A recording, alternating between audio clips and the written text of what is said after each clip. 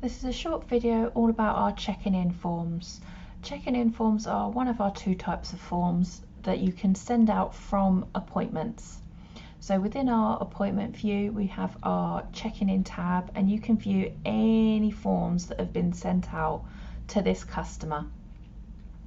We can see when they're submitted or when they haven't been. We can also edit them if the customer is there in person, or we can resend them, or if they're no longer needed, we can also delete them. What we can do from here is add new ones and send them out.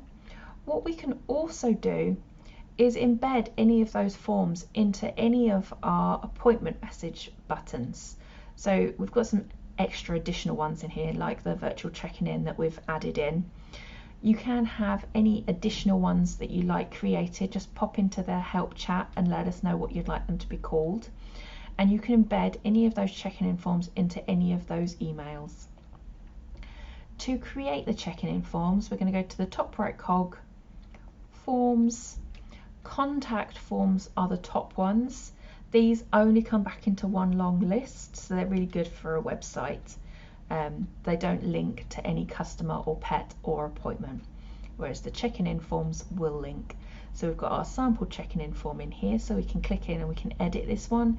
We can change the name of it if we would like to. We can choose whether we want a header to show and a footer to show. So the footer is where some of your social media links will show up, and the header is where your branding and your logo would show up. The form fields, we've got a plus here, so we can click to add any of these data inputs.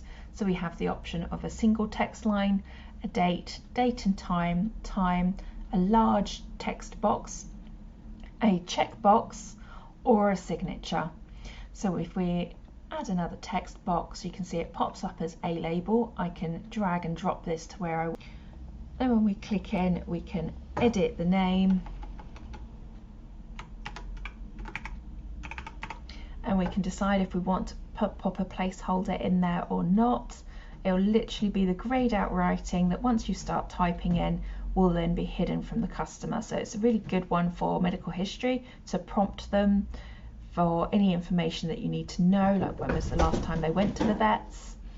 And you can decide whether it's a mandatory question to toggle on, that they have to fill it in before they can submit the form, and then we can click to save. So then we've updated, so we've got the name, breed and the pet name there, and we can click to save.